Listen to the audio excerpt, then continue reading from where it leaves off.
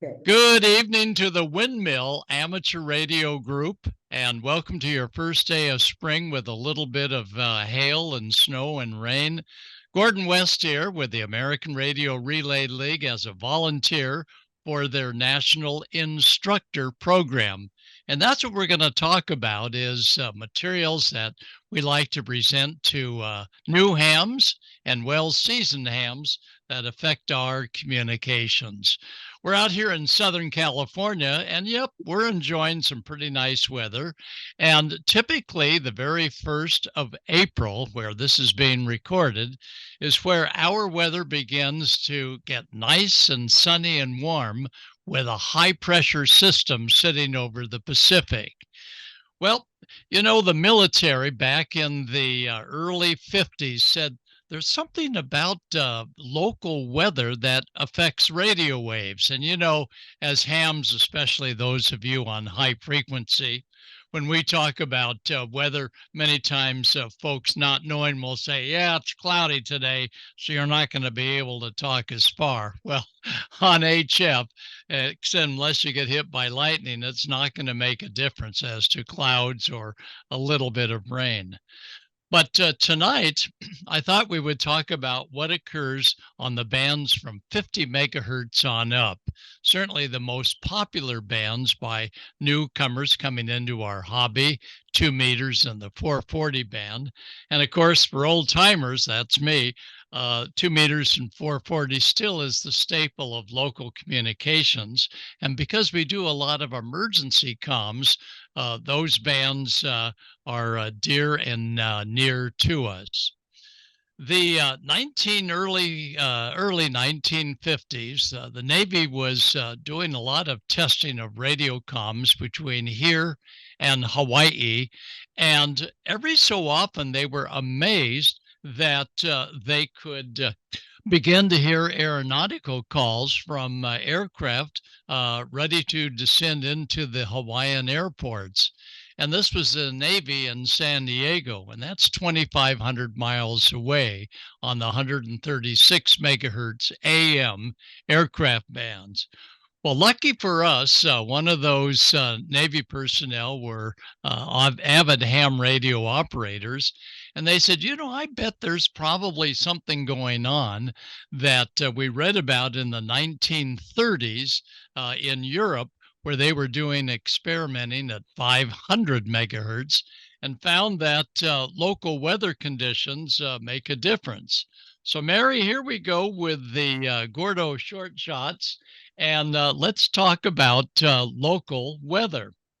Well, first of all, we know air has nitrogen, oxygen, argon, carbon dioxide, neon and helium, and a little bit of methane if you ate at one of the fast food places. But that's the normal air. Well, normal air does a normal thing, except when it's snowing where you folks are right now.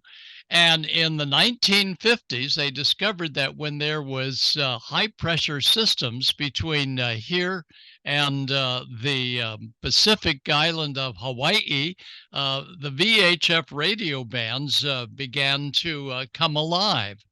So in the 57, in a hill called Palos Verdes. You can't see it there in the shot, but it's way down there.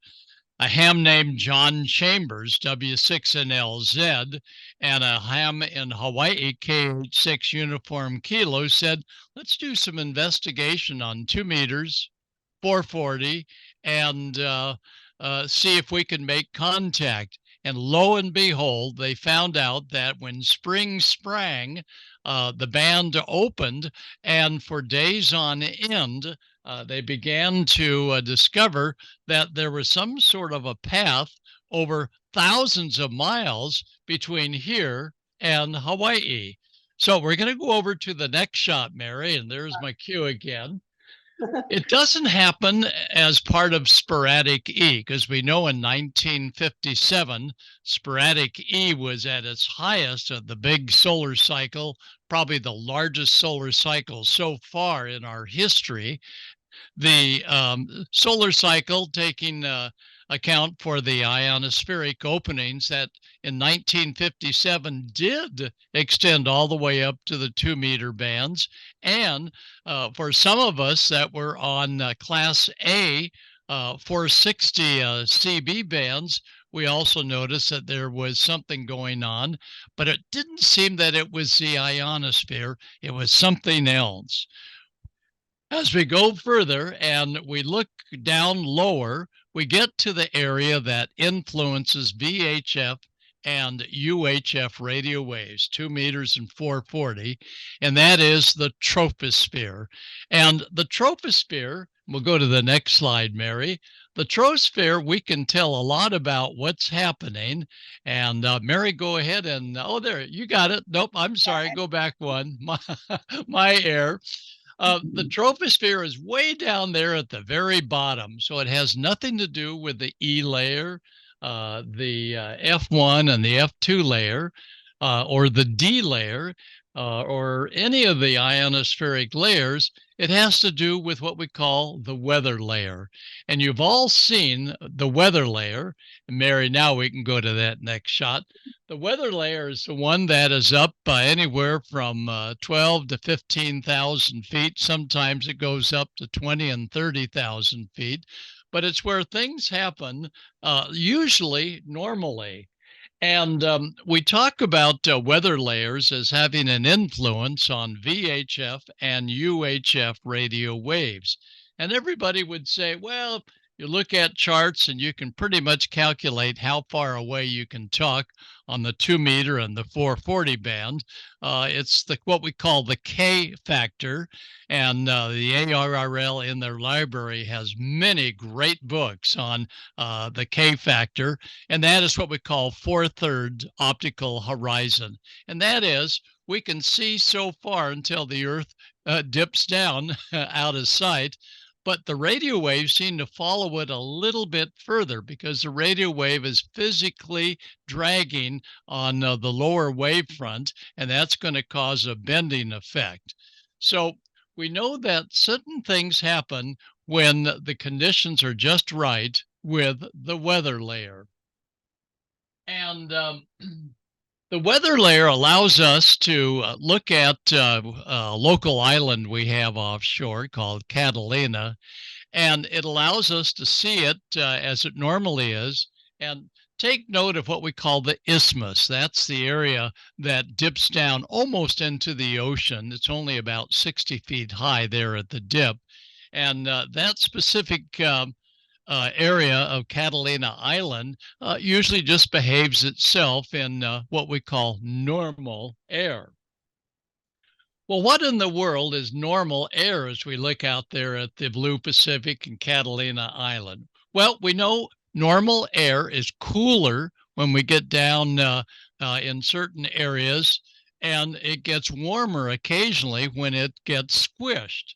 Well, the adiabatic lapse rate says that for every 300 feet we go beyond the water layer up, 300 feet in elevation, we lose 1 degree Fahrenheit of temperature. So if we were to go a mile up, a little over 5,000 feet, we lose 20 degrees. That's why it gets cold when you folks go up to Mount Washington and so on. That's normal air. Those of you that do a lot of flying know that the higher you go, the air gets colder.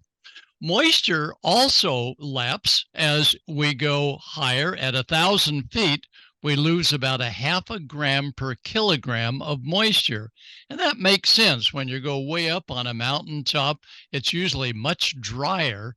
And that is 1,000 feet, 0.5 gram of moisture is lost. And we know as we go higher in altitude, the pressure becomes abnormal. And that is, for every 30 feet, we lose a millibar. So if we go up almost a mile, we lose 100 millibars. And this is usually a very constant value. And let's take a look in just a few more minutes.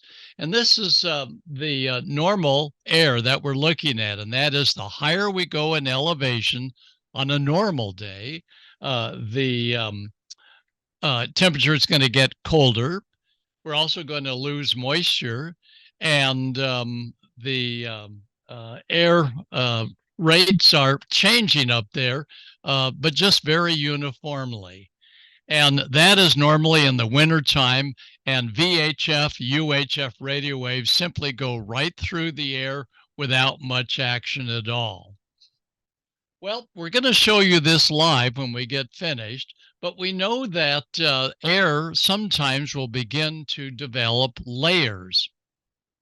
The development of layers usually occurs when a high pressure system begins to come on over the East Coast or in the Midwest or out here in Hawaii.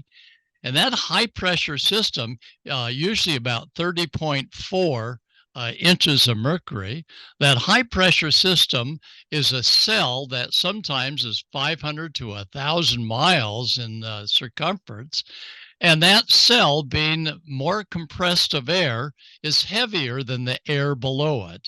So as that high pressure system begins to sink, we call sinking air subsidence, begins to sink almost all the way down to either a lake or an ocean, or sometimes down to a nice flat land in the Midwest, and it becomes warmer. Well, when the air becomes warmer, that's different than what has occurred before with air normally getting cooler as we go higher. As that, and I'll go to the next slide here. So we see that this occurs in that area that looks red on your charts.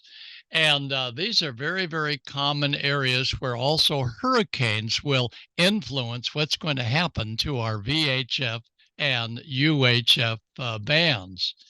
And we see the hurricanes now. We've got so many terrific resources for weather. One of the best ones that I have found is called Windy, windy.com.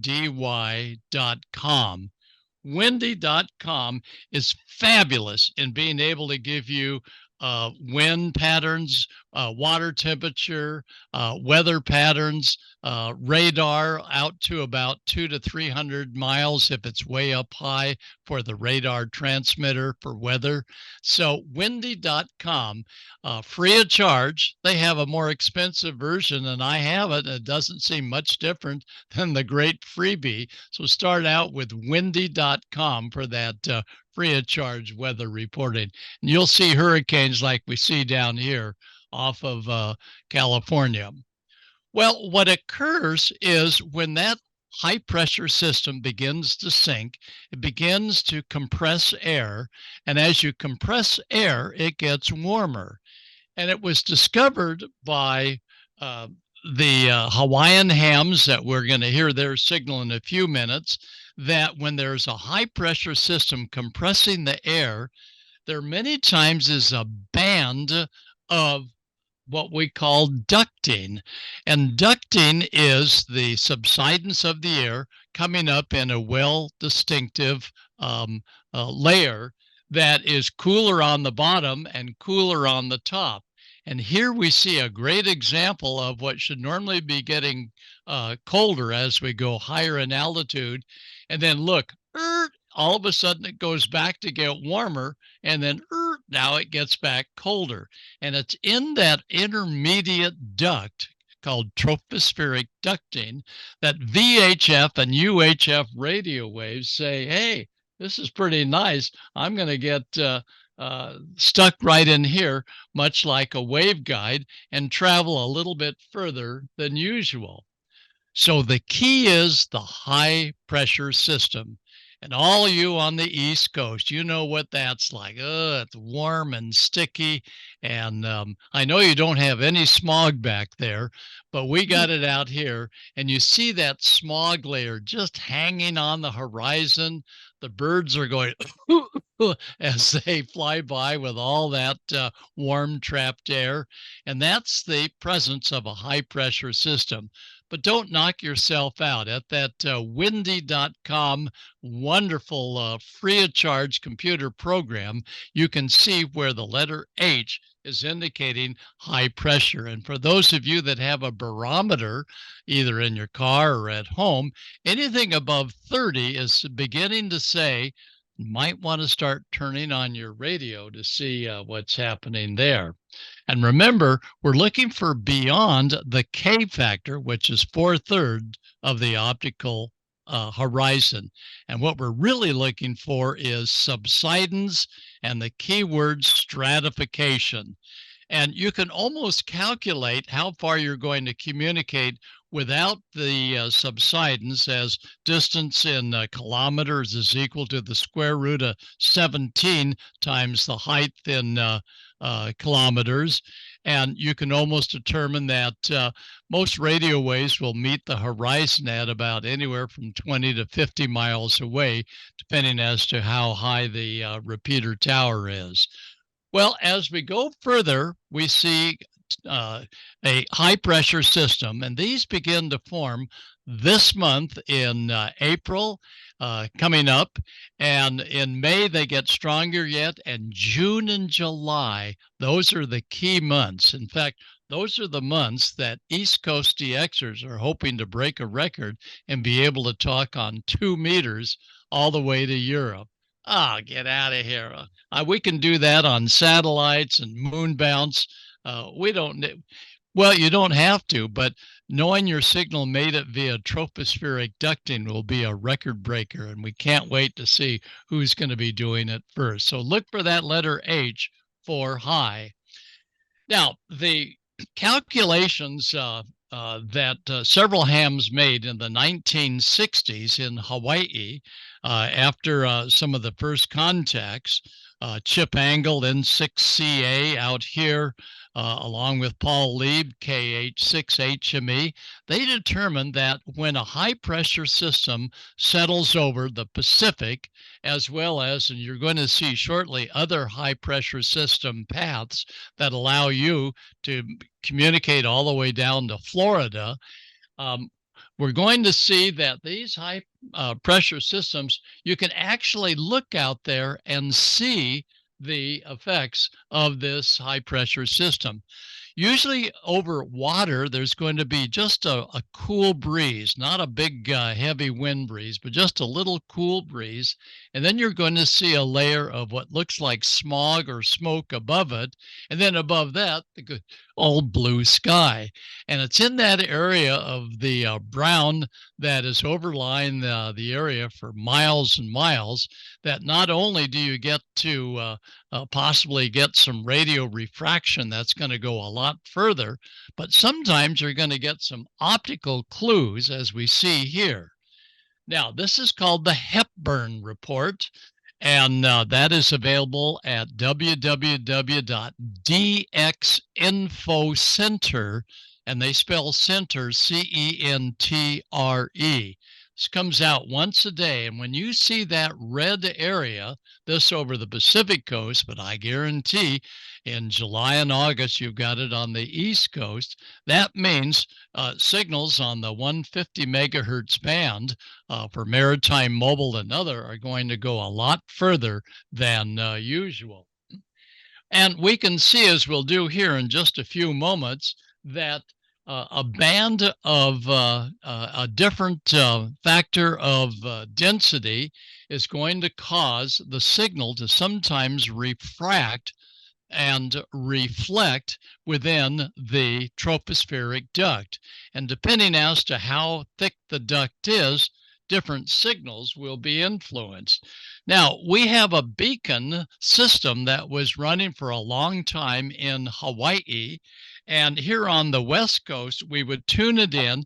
And here's what we would hear when the Hawaiian beacon was coming in 2,500 miles away, not through a repeater, not through a software-defined radio receiver, but live and direct via the tropospheric duct. Here's what it sounds like.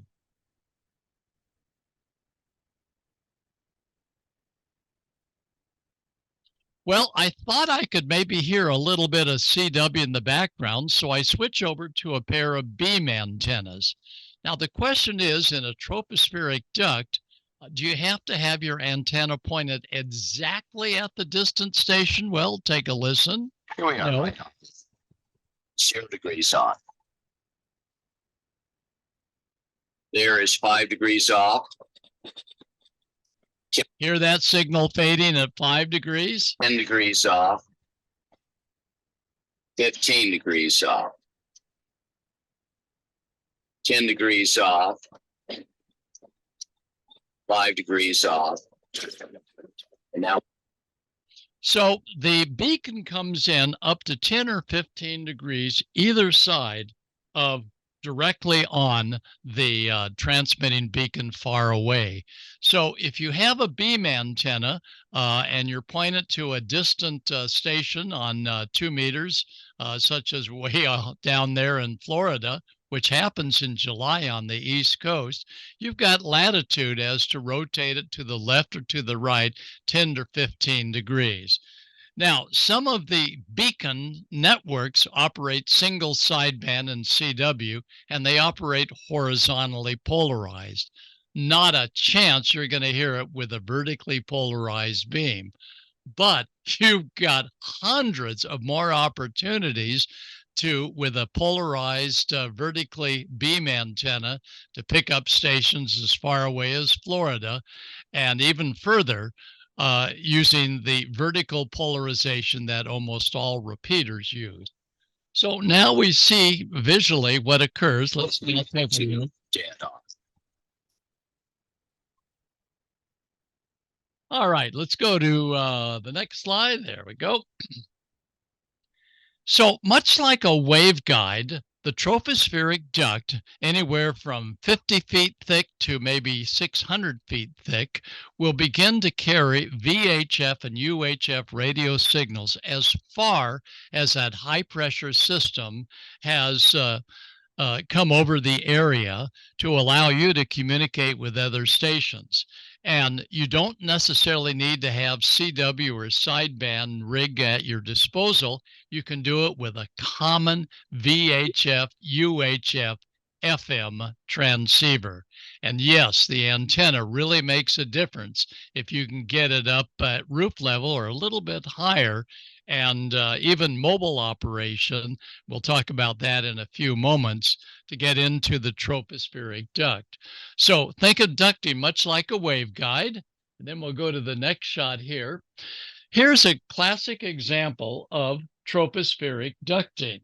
And let me get my notes out here. That's the hot asphalt here in the West Coast. And what that is doing is refracting, not reflecting, but refracting the hot air just above it. The asphalt was measured about 130 degrees, but the air above it was about 140. So about a 10-degree difference. Now that's critical. 10 degrees is what it takes to be able to bend light waves as well as the refraction of VHF and UHF. So the tropospheric duct has to be relatively warmer air, not necessarily hot, but it's got to be a minimum of 10 degrees to be able to suppress the cold air below it and the cool air above it and form that what appears to be like a waveguide. Here's just a great example. So for those of you in a big city, when you begin to see that smog capped over the top of buildings and it's well defined, that means your radio reception on 2 meters is going to get fantastic. And as you're driving down the road and you see puddles ahead and it's 100 degrees, no, that's the blue sky that you're looking at through refraction, not reflection. So there's a good example of a mirage that we see. Well, now take a look at that Catalina Island. What in the heck happened to that little dip? It looks like it got much larger when tropospheric ducting came in.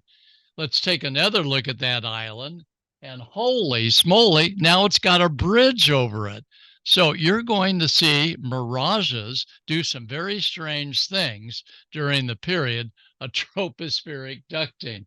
And they are good visual signs that you're going to have some unique opportunities on many of the different ham radio bands. Now, this is quite a shot here. On a day that we were picking up beacons up and down the West Coast, tropospheric ducting was occurring just off our coast, And if you see that super tanker, well, he went into a little bit of a turn. And look at this. You could actually see a reflection of that tanker right in the water level. But that's actually a reflection of the tanker in the tropospheric duct. And this is amazing. There is a tanker that is upside down to itself, seen in Europe, and they have some great tropospheric ducting as well. So in July and August, if you celebrated too much in July and you look out and you go, oh my gosh, I better go back to, no, that's just a illusion that's coming off there. And as we get signals up and down the coastline, you can actually see reflections of the land masses. And if you look real carefully to the right-hand side, you'll see that you're getting reflections of that whole coastal extension coming through on the camera lens. Well, we don't want you to think it's only the West Coast that's going to give you tropospheric ducting DX. In fact, here is DX coming in from a station about 500 miles away. And the operator, we found out, had his squelch on 2 meters and 440 on weak signal radios and FM radios. Squelch will certainly keep the background noise down, but you're going to hear that the squelch is masking what is really lurking on an FM radio about 500 miles away. So take a listen to this.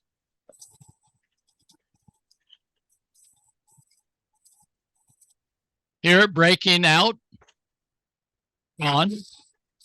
But if I turn the squelch all the way off,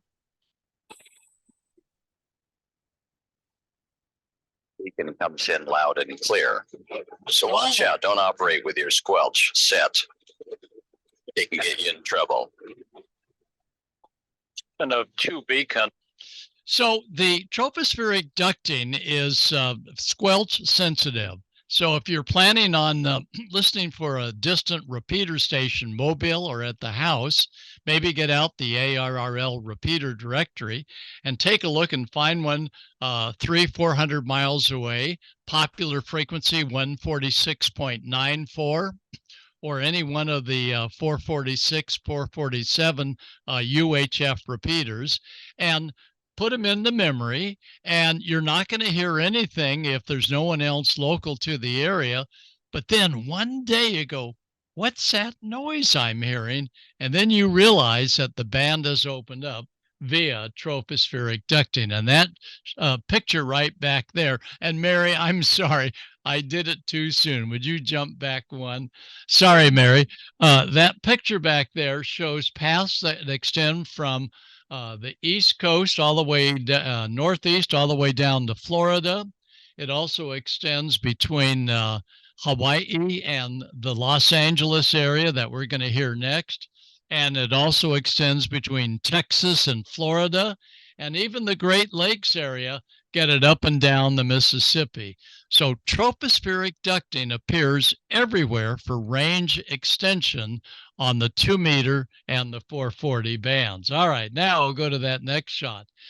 Also, when there is a collision of warm air and cold air, holy smoly, I understand that you folks up there and the Windmill Amateur Radio Group were close by where they had small tornadoes, and oh boy. Well, anyway, tornado weather, a lot of hams will actually clear the tornado, will aim their antennas at the potential tornado or huge weather fronts coming overlying warm air and cold air, and it too may sometimes trigger a band opening on 2 meters and 440. And there you see the two storms colliding, and that's a path maybe anywhere from 200 to 400 miles away. So exciting conditions when the weather conditions are interrupted by a hurricane.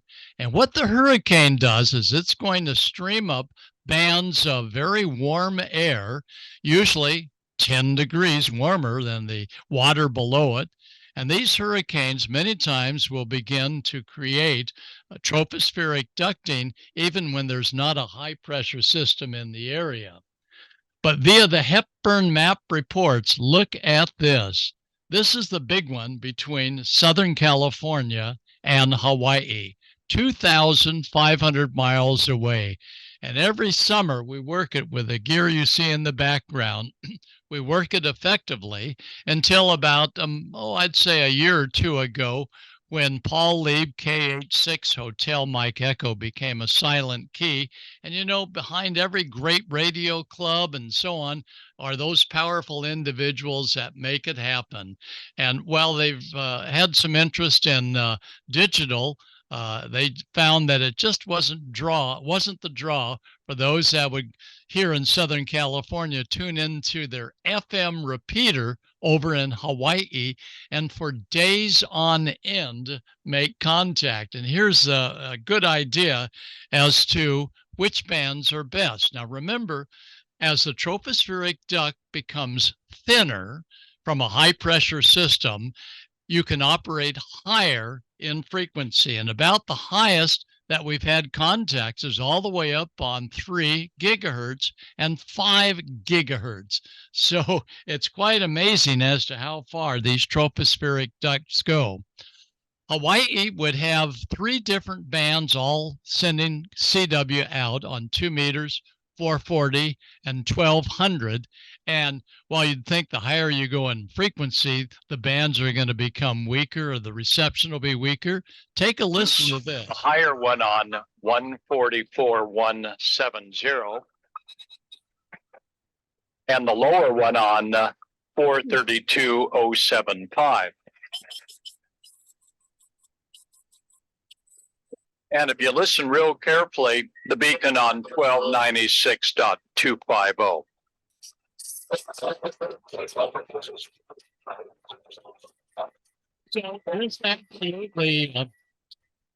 absolutely changed the thinking that it takes the lower frequency for better reception.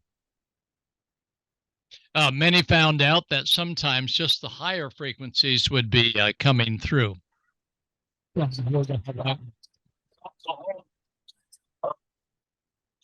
This is Paul Lieb, KH6HME.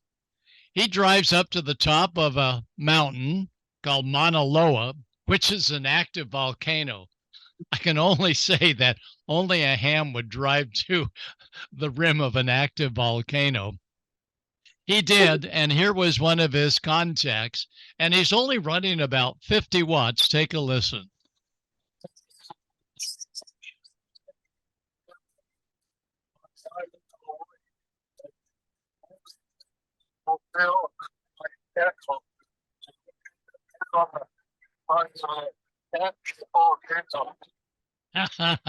Only a ham would do something like that.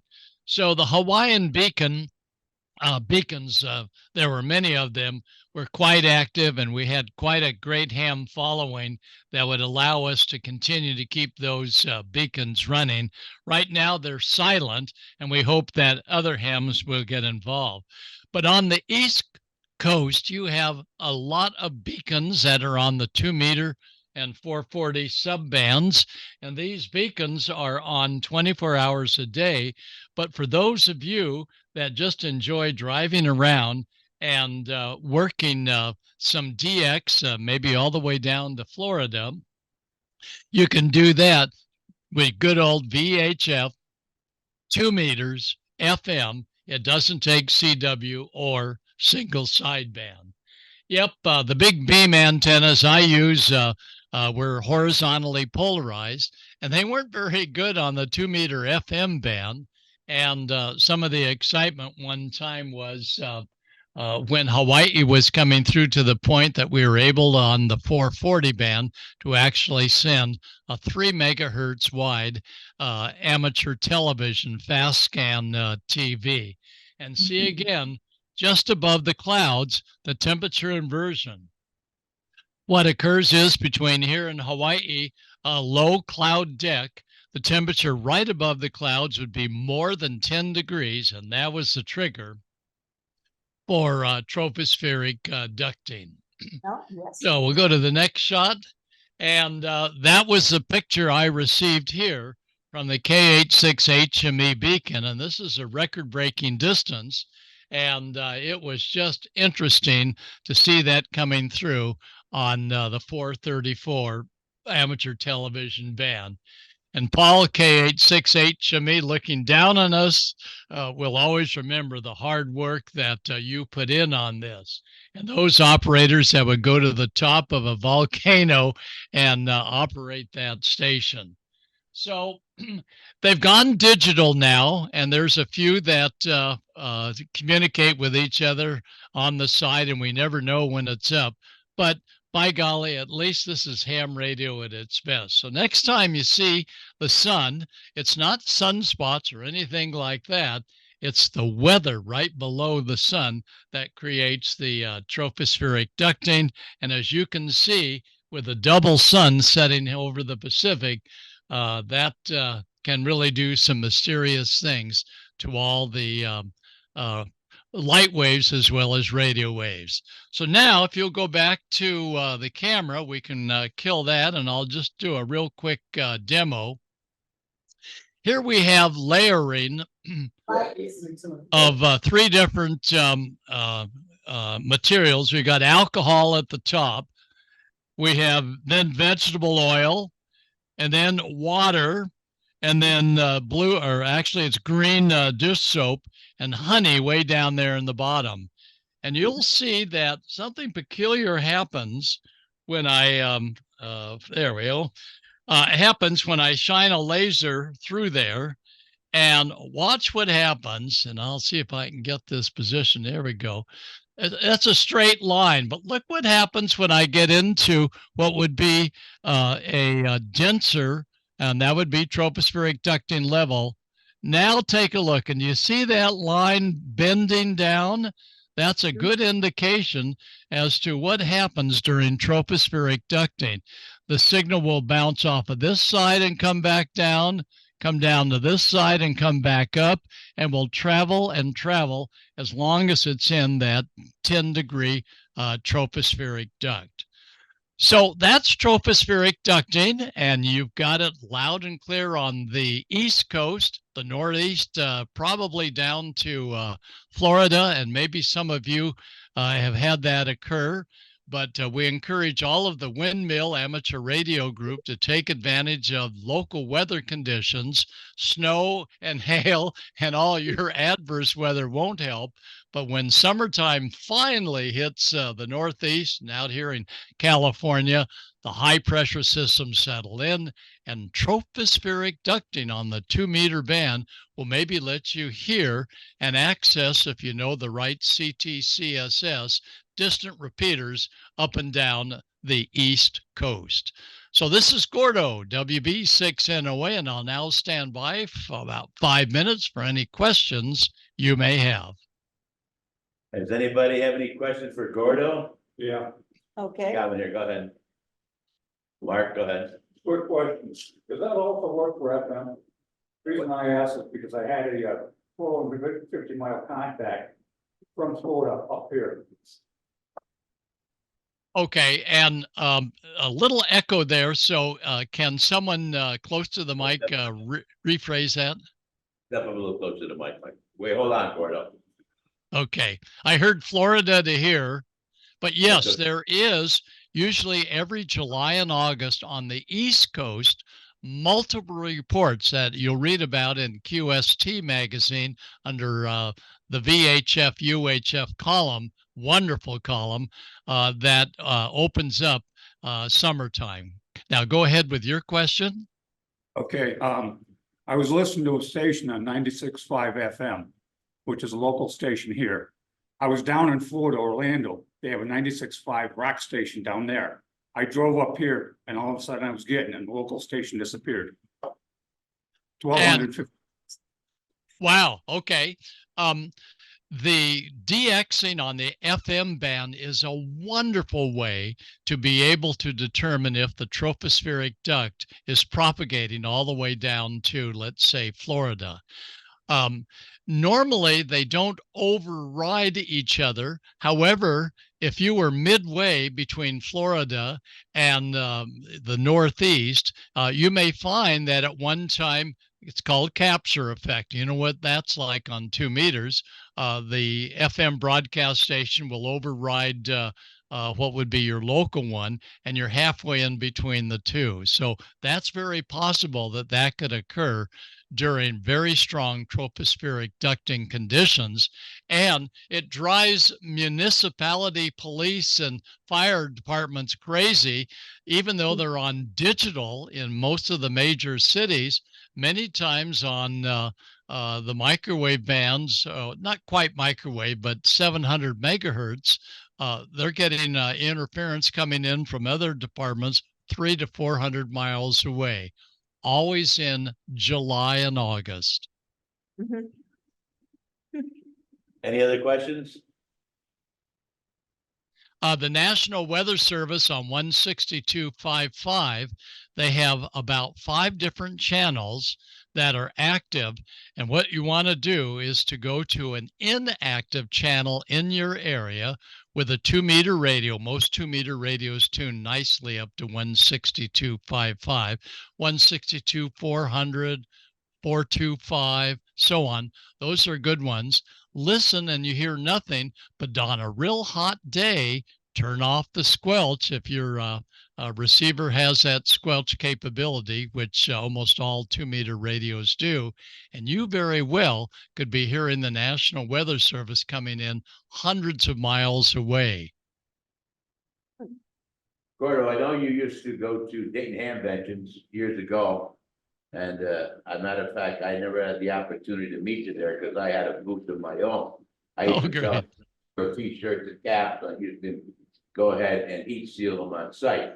I know, and I haven't because of my business. I've been not able to go to the new site that the convention is at every year. You still attend them?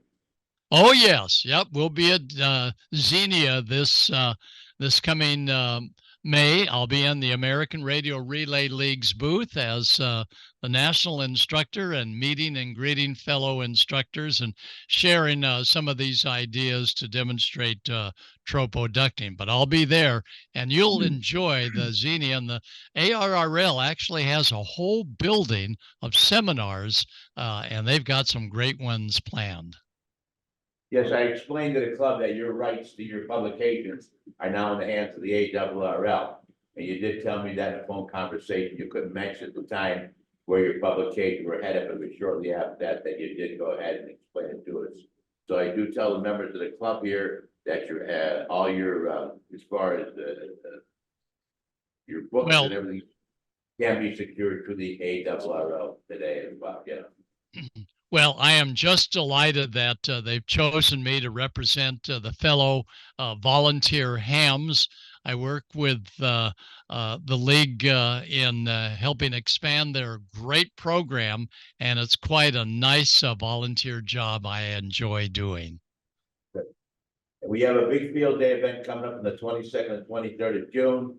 We're at Merle-Shinowski Park, and I'm sure Bob is listening, W3BIG. He's going to be, that's our section manager. He will be joining us on that Saturday. And we do have an ARRL booth that we are setting up. And Bob is going to supply us with a lot of materials as well as the ARRL. And we're happy to be a part of them. I also want to mention here in front of the group tonight, it was you that helped us to attain the call sign Whiskey 3 Lima Tango Radio, W3LTR, or as we would say, Let's Talk Radio. And I went to the W5YI group that time with the security sign, and you were very instrumental in getting that call sign for us. So we do want for all your help. Well, I appreciate hearing that, and just it was great talking to you on the phone as well. Well, I just wish everyone at Windmill Amateur Radio Group the very best, and those that are watching this on Zoom with another ham group, keep up the great work, and let's together continue to build ham radio operator and show some unique modes that everybody with a 2-meter radio and a mobile radio or a base radio on 2 and 440, turn off the squelch and go to a repeater channel that's nowhere near you. And on a hot day, and you got smog on the horizon, Oh my goodness, W4. Where are they? They could be all the way down in Florida. That's a real common path between the Northeast and the Florida. So best success on tropoducting.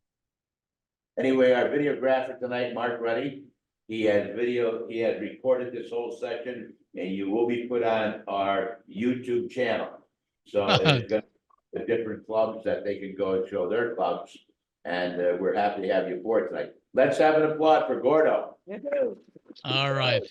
And Mary, thank you. And Joe and Mark and all the group. Just a pleasure to be on board. Very 73 to you all. 7-3.